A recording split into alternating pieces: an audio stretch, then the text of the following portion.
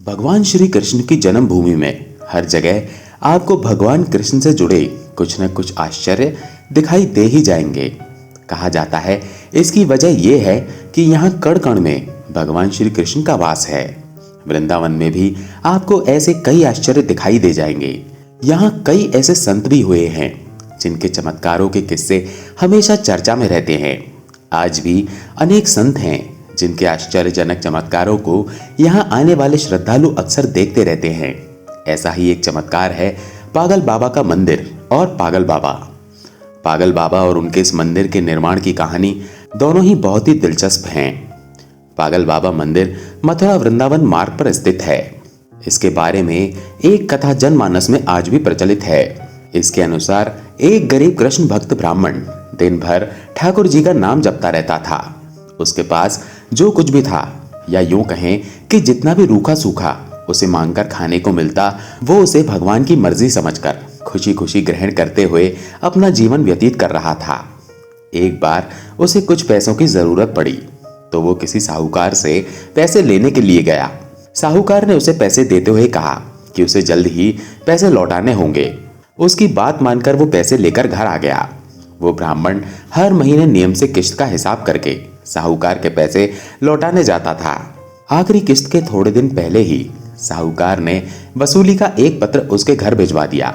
ये देखकर ब्राह्मण बहुत परेशान हुआ और साहूकार से विनती करने लगा, लेकिन साहूकार नहीं माना और मामला अदालत में पहुंच गया।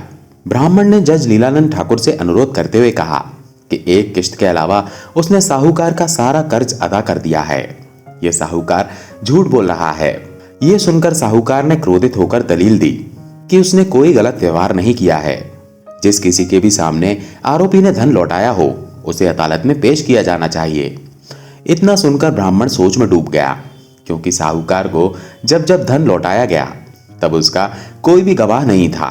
इस बारे में बहुत सोचते हुए ब्राह्मण को अंत में अपने भगवान श्री कृष्ण की याद आई और गवाह के रूप में उसने भगवान कृष्ण का नाम लिया। यह सुनकर पहले तो जज साहब कुछ हैरान हुए, लेकिन बाद में ब्राह्मण से उनका पता मांगा गया। ब्राह्मण के कहने पर एक नोटिस बांके बिहारी के मंदिर में भेजा गया।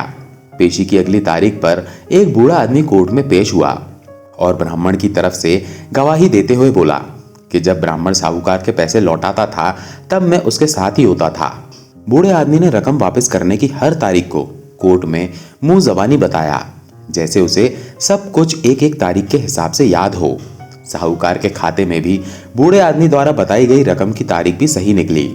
साहूकार ने राशि तो दर्ज की थी, लेकिन नाम फर्जी लिखे थे। इसके आधार पर जज ने ब्राह्मण को निर्दोष करार दे दिया।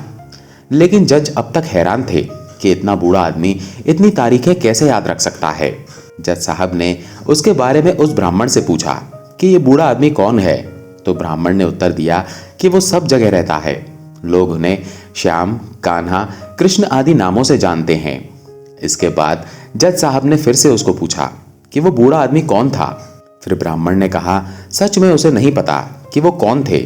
जज साहब को इस बात से बड़ी हैरानी हुई।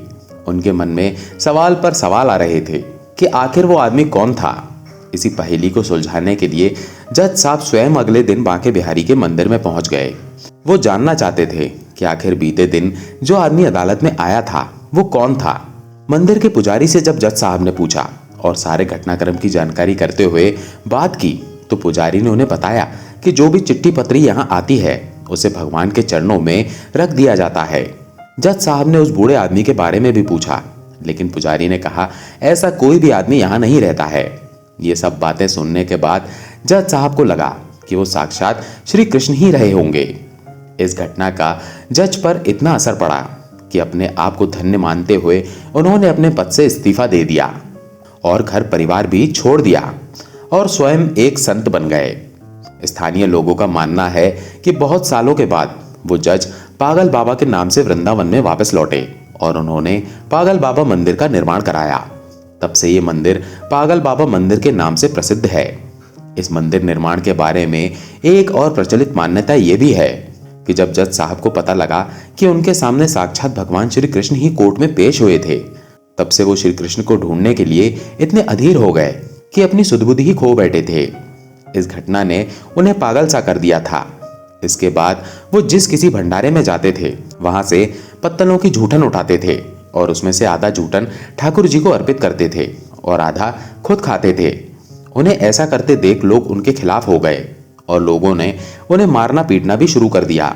लेकिन वो अपनी सुध-बुध खोकर प्रत्येक दिन भंडारों की जूठन खुद खाते और भगवान को भी खिलाते रहते थे। हार कर लोगों ने उन्हें एक पागल के रूप में मान लिया। धीरे धीरे उनका नाम ही पागल बाबा पड़ गया।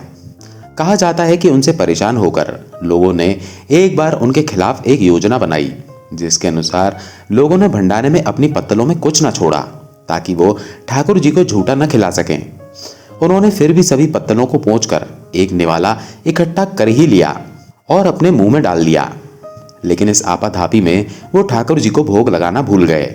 इस बात का एहसास होते ही कि वो बिना ठाकुर जी को भोग लगाए ही निवाला मुंह में रख गए हैं, उन्होंने अपना निवाला गले के नीचे नहीं जाने दिया।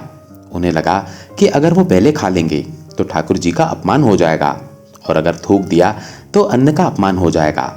अब वो निवाला मुंह में रखकर ठाकुर जी के चरणों का ध्यान करने लगे। तभी अचानक से बाल गोपाल एक सुंदर से लड़के के रूप में पागल बाबा यानी जज साहब के पास आया और बोला, क्यों आज मेरा भोजन खा गए? ये सुनकर जज साहब की आंखें आंसुओं से भर गईं और वो बोले कि ठाकुर जी बड़ी भूल हो गई है, माफ कर दो। ठाकुर जी भी मुस्कुराते हुए बोले कि आज तक तुमने मुझे लोगों का झूठा खिलाया है, किंतु आज अपना झूठा ही खिला दो। जज साहब की आंखों से आंसू रुकने का नाम नहीं ले रहे थे। इस घटना के बाद उनके अनुयायियों की संख्या बढ़ने लगी। कालांतर में बाबा ने एक विशाल मंदिर स्थापना का प्रण लिया और विशाल भंडारे का आयोजन किया। अपार जन समूह उमड़ा, लेकिन बाबा का भंडारा खाली होने का नाम ही नहीं ले रहा था। बाबा ने मंदिर में विशाल रसोई का निर्माण कराया तथा मंदिर के नीचे विशाल भंडार घर बनवाया। उसी समय आयकर विभाग ने छापा मारा कि इतना अनाज और भंडारे का सामान कहां से आ रहा है। बाबा का चमत्कार तब भी हुआ जब पूरी टीम भंडार घर में घुसी तो उन्हें वहां कुछ भी नजर नहीं आया। वो आश्चर्यचकित हो गए कि जब यहाँ कोई सामान है ही नहीं तो इतना विशाल भंडारा कैसे चल रहा है। हैरान और परेशान हो होकर आयकर के अधिकारी वहां से चले गए। पागल बाबा अपने पास एक लाल रंग का बड़ा सा रुमाल रखते थे और हर किसी के सिर पर उसे रखकर आशीर्वाद देते थे। साथ ही व्यापारियों को समय समय पर समाज में जरूरत की वस्तुओं के विषय में तेजी मंदी के गुण भी बताते थे। इससे व्यापारियों को बड़ा लाभ होता था। बड़ी संख्या में मारवाड़ी और देश के बड़े औद्योगिक घरानों के लोग बाबा के अनन्य शिष्य बन गए। आज तक उनके परिवार वाले भी बाबा के भक्त हैं और बाबा की शक्तियों को महसूस करते हैं। बाबा की आकर्षक छवि के लिए श्याम वर्ण के बाबा में हर किसी को अपनी ओर सम्मोहित करने की शक्ति थी। पागल बाबा को समर्पित यह विशाल मंदिर आज भी वृंदावन में मौजूद है। कहा जाता है कि यहाँ से कोई भी भक्त खाली हाथ नहीं जाता है।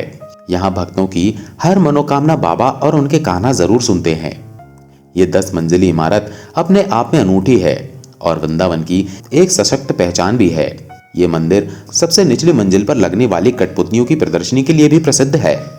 यहाँ कठपुतली के खेल के जरिए महाभारत और रामायण जैसे महाकाव्यों को दर्शकों के सामने रखा जाता है।